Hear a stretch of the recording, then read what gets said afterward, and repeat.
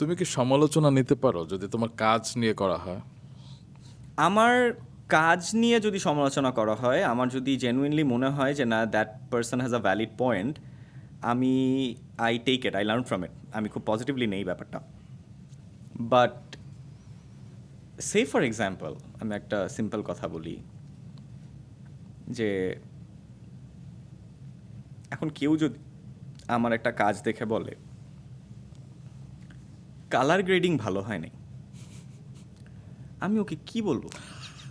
আপনি কালার গ্রেডিংয়ের কি বোঝেন ভাইয়া?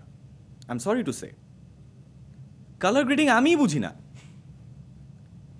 কালার গ্রেডিং একজন প্রপার টেকনিশিয়ান ছাড়া যে কালার গ্রেডিং করে, কালার গ্রেডিং কেউ বোঝে না। সো আপনি কী নিয়ে কমেন্ট করতেছেন? সো আমার কাছে মনে হয় যে আমার পারফরমেন্স নিয়ে, বা আমি ভালো করেছি কি খারাপ করেছি, বা আমার কাজটা ভালো হয়েছে কি ভালো হয় নাই, কেউ এটা এনজয় করেছে কি এনজয় করে নাই, সেটা নিয়ে যদি কথা বলে, ইউর অল ওয়েলকাম।